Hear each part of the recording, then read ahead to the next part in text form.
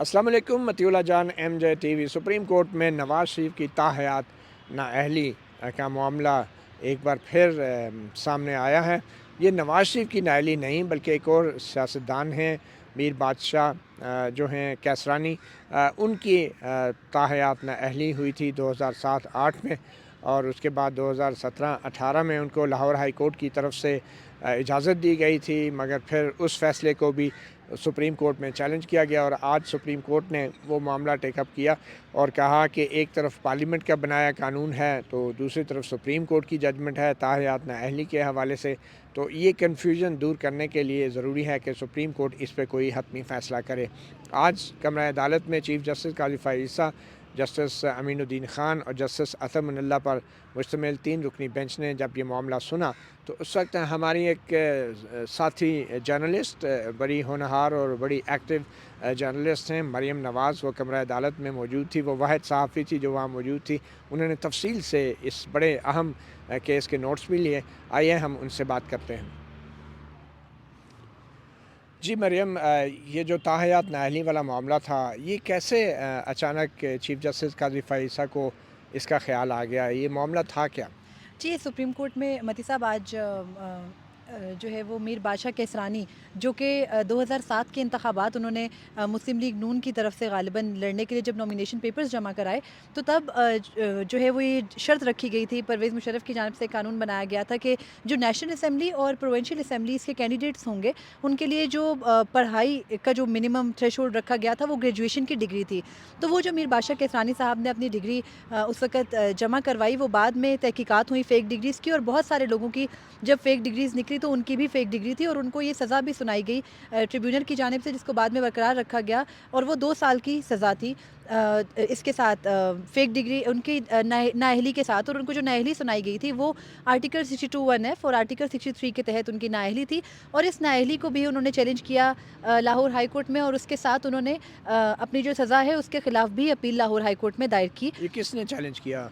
ये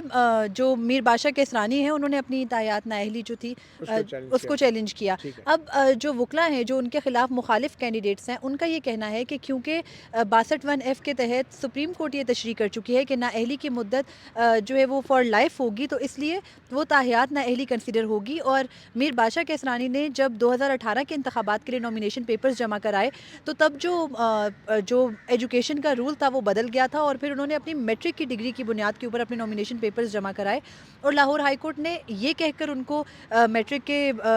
जो थ्रेशोल्ड है उस पर इजाज़त दे दी इंतखाबात लड़ने की कि अब कानून बदल चुका है। उनको जो इंतखाबात लड़ने की इजाज़त दी गई उस फैसले को लाहौर हाई कोर्ट के सुप्रीम कोर्ट में चैलेंज किया गया अपील के ज़रिए, और सुप्रीम कोर्ट में ये कहा गया कि जब उनको 62(1)(f) के तहत नाअहली हो चुकी है तो फिर लाहौर हाई कोर्ट उनको इंतखाबात लड़ने की इजाज़त कैसे दे सकती है। और साथ में ये भी कि जो लाहौर हाई कोर्ट में मीर बादशाह केसरानी हैं उनकी अपनी सज़ा के ख़िलाफ़ अपीलें अभी भी पेंडिंग है। तो ये एक सेपरेट मामला है जिसमें उन्होंने रिट दाखिल की थी लाहौर हाई कोर्ट में और लाहौर हाई कोर्ट ने उन्हें इंतखाबात लड़ने की इजाज़त दे दी थी। तो आज जब ये मामला सुप्रीम कोर्ट के सामने आया तो सुप्रीम कोर्ट ने ये कहा कि जो 62(1)(f) है उससे मुतालिक सुप्रीम कोर्ट की अपनी भी जो है वो मुतज़ाद राय हैं। 2 राय सुप्रीम कोर्ट में पाई जाती हैं। पहले ये कहा गया कि ताहियात नाअहली हो, लेकिन बहुत से जजेस ये भी राय रखते हैं कि ताहियात नाअहली वाला जो लॉ है वो ड्रैकोनियन है और उसको नहीं होना ये चाहिए। चीफ जस्टिस ने कहा। ये चीफ जस्टिस ने कहा कि सुप्रीम कोर्ट की डिफरेंट इसके ऊपर राय है, और फिर उन्होंने ये कहा कि इसके अलावा अब एक नया एक्ट भी जो है वो इस पे बन चुका है, कानून बन चुका है। और उन्होंने वकला से पूछा तो वकला ने उन्हें बताया कि इलेक्शन एक्ट में 2017 में अमेंडमेंट हुई है रिसेंटली और सेक्शन 232 को ऐड किया गया है जिसमें ये कहा गया है कि 62(1)(f) आर्टिकल के तहत जो सज़ा होती है ताहियात नाअहली की वो नहीं होगी, बल्कि नाअहली की ज़्यादा से ज़्यादा जो मुद्दत है वो 5 साल होगी और उससे ज़्यादा की नाअहली नहीं हो सकती। जब ये बताया गया अदालत को तो फिर जस्टिस अतर मनल्ला ने अहम रिमार्क्स दिए और उन्होंने कहा कि जब पार्लियामेंट ने एक कानून बना दिया है तो पार्लियामेंट के पास ये इख्तियार है कि वो अपनी कानून साजी के ज़रिए सुप्रीम कोर्ट के जो फैसले हैं उनके असर को ख़त्म कर सकती है। और इसलिए अब जो ये सेक्शन 232 ऐड हो गया है इलेक्शन एक्ट के अंदर, तो उसके बाद जो तमाम तर नाअहली के ऑर्डर्स हैं, चाहे वो सुप्रीम कोर्ट के ताहियात नाअहली के ऑर्डर्स हैं या फिर हाई कोर्ट के ऑर्डर्स हैं, वो ऑटोमेटिकली नलीफाई हो गए, यानी उनका असर ख़त्म हो गया है। इसके बाद चीफ जस्टिस ने ज़रा बात संभाली और उन्होंने कहा कि सुप्रीम कोर्ट का जो ऑर्डर है वो भी हमारे सामने है, वो भी हम उसको नज़रअंदाज नहीं कर सकते, इग्नोर नहीं कर सकते। और जो جو حالیہ ایکٹ بنا ہے اس کو بھی نظر انداز نہیں کیا جا سکتا. تو پھر چیف جسٹس نے یہ کہا کہ بہتر ہے کہ یہ کنسٹیٹیوشن انٹرپریٹیشن کا معاملہ ہے, اس کو لارجر بینچ کے سامنے مقرر کیا جائے اور یہ دیکھا جائے کہ اگر کوئی شخص صادق اور امین نہیں ہے تو کیا وہ یہ ڈیزرو کرتا ہے کہ اس کی فار لائف ڈسکوالیفیکیشن ہو. لیکن پھر انہوں نے جو آرٹیکل 63 کے اندر ڈفرینٹ ڈسکوالیفیکیشنس کی مدت لکھی ہے ان کو پڑھا, اور انہوں نے کہا کہ ملک کو تباہ کرنے والا اور ملک کے ساتھ غداری کرنے والے کی اگر نااہلی کی جو مدت ہے سیاستدان کی وہ 5 سال ہے, تو جھوٹ بولنے یا صادق اور امین نہ ہونے پر کسی کی جو نااہلی کی مدت ہے وہ فار لائف کیسے ہو سکتی ہے, یہ سوال انہوں نے اٹھایا. اور پھر انہوں نے صادق کہا امین تو ایک ہی ہستی ہوتی ہے. بالکل, چیف جسٹس نے کہا کہ ہم سارے ہی اپنی لائف میں کہیں نہ کہیں جھوٹ بول رہے ہوتے ہیں, کوئی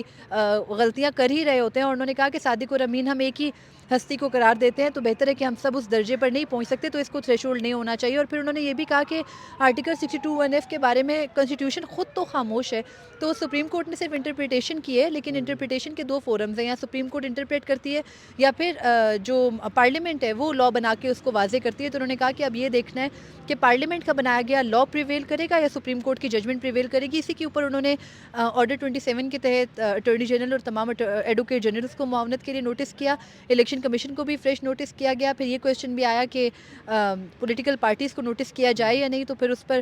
چیف جسٹس نے یہ کہا کہ ہم پبلک نوٹس کر دیتے ہیں, اخبار میں شائع کر دیں گے, جو بھی چاہے انکلوڈنگ پولیٹیکل پارٹیز, اگر وہ سمجھتا ہے کہ اس پوائنٹ کے اوپر عدالت کی کوئی اسسٹنس معاونت کر سکتا ہے تو وہ آ جائے اور پھر عدالت اس کو سن یہ لے گی. دوبارہ سماعت جو ہے کب ہوگی, کوئی تاریخ نکلی؟ چیف جسٹس نے یہ کہا کہ کیونکہ یہ کنسٹیٹیوشن انٹرپریٹیشن کا معاملہ ہے, supreme court practice and procedure کے تحت اس کو ججز کمیٹی کے سامنے رکھیں گے, لارجر بینچ بنے گا. چیف جسٹس نے یہ بھی کہا کہ لارجر بینچ 5 ممبرس کا بھی ہو سکتا ہے, 6 یا 7 ممبرس کا بھی ہو سکتا ہے. پھر وہ بینچ بیٹھ کے یہ فیصلہ کرے گا کہ یہ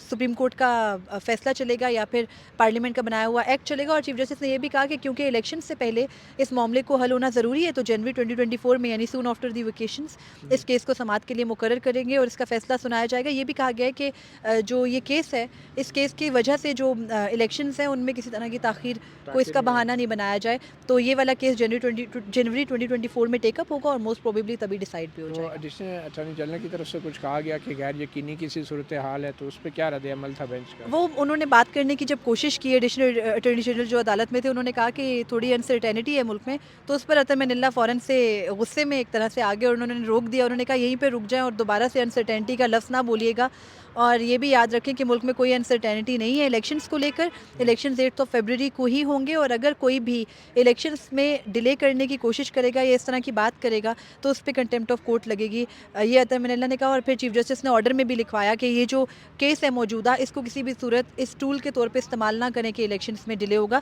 تو یہ بیسکلی کیس تھا, ڈسکوالیفیکیشن سے متعلق ہی کیس تھا, جس میں یہ سپریم کورٹ نے ایک طرح سے نوٹس لیا, لیکن ہم اس کو از خود نوٹس نہیں کہہ سکتے کیونکہ ایک پینڈنگ کیس کے اندر یہ معاملہ آیا. بہت شکریہ مریم نواز. اور مریم, آپ واحد جرنلسٹ تھی جو اس وقت کمرہ عدالت میں موجود تھی, اور یہ تمام طویل جو سماعت ہوئی ہے آپ اس کے نوٹس لیتی رہی, اور اس لیے سارے صحافی اب آپ سے پوچھ کے خبریں دے رہے ہیں. بہت شکریہ اور ویل ڈن. آپ نے سنا مریم نواز کو, جنہوں نے بتایا کہ آج کی سماعت کے اندر ایک بظاہر تو ایک درخواست گزار کا معاملہ تھا, مگر یہ جڑا ہے سابق وزیر اعظم نواز شریف کے سیاسی مستقبل سے, اور سپریم کورٹ نے اب جبکہ جنوری میں اس معاملے کو ٹیک اپ کرنے کا فیصلہ کیا ہے, تو ہمیں یہ بھی ذہن میں رکھنا چاہیے کہ آئندہ چند دنوں کے اندر الیکشن کے شیڈول کا بھی اعلان ہونے جا رہا ہے. اس کا مطلب یہ ہے کہ کاغذات نامزدگی کی تاریخ بھی سامنے آنے والی ہے, اور اگر آئندہ 1 ہفتے یا 2 ہفتے کے اندر کاغذات نامزدگی جمع ہونے ہیں, تو پھر سپریم کورٹ کی طرف سے فیصلہ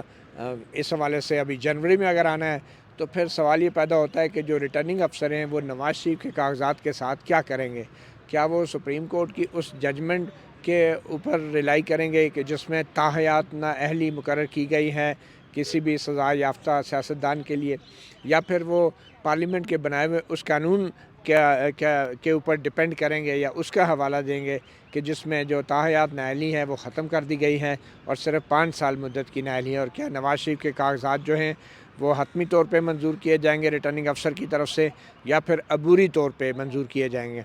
اگر سپریم کورٹ یہ معاملہ ٹیک اپ نہ کرتی تو شاید ریٹرننگ افسر حتمی طور پہ کہتا کہ نواز شریف صاحب کی تاحیات نااہلی نہیں ہے، مگر اب صورتحال یہ ہے کہ اب جب کہ یہ معاملہ سپریم کورٹ میں آ گیا ہے تو ریٹرننگ افسر چاہتے ہوئے بھی نواز شریف کے کاغذات جو ہیں وہ حتمی طور پہ شاید قبول نہیں کر سکتے۔ جو بھی ہوگا انہوں نے عبوری طور پہ وہ کاغذات نامزدگی قبول کرنے ہوں گے۔ تو اگر یہ معاملہ جنوری میں اس کا فیصلہ ہوتا ہے اور نواز شریف صاحب کے جو کاغذات ہیں وہ پھر منظور نہیں ہوتے اور فیصلہ اگر یہ ہوتا ہے کہ تاحیات نااہلی برقرار رہے گی، تو پھر آبویسلی نواز شریف صاحب کے جو کورنگ کینڈیڈیٹ ہیں، جو ایک ریزرو میں کینڈیڈیٹ ہر امیدوار اپنے ساتھ رکھتا ہے، وہ ان کی اہمیت بڑھ جائے گی۔ اب دیکھیں یہ کاغذات نامزدگی کے اوپر الیکشن کمیشن کے ریٹرننگ افسر جو ہیں وہ کیا فیصلہ کرتے ہیں۔ بظاہر تو وہ ایک عبوری طور پہ ان کے کاغذات منظور کیے جائیں گے، اور اگر بعد میں کوئی بھی فیصلہ ہوتا ہے تو پھر اس کے مطابق ہی یا تو نواز شریف صاحب کے جو دوسرے سیکنڈ امیدوار ہیں، سیکنڈ نامینیشن ہے یا ریزرو کینڈیڈیٹ ہیں، وہ سامنے آئیں گے، یا پھر نواز شریف خود ہی الیکشن لڑنے کے قابل ہو جائیں گے۔ تو یہ آنے والے دن بڑے ہیکٹک ہیں سپریم کورٹ میں۔ آپ دیکھیں گے کہ کل ذوالفقار علی بھٹو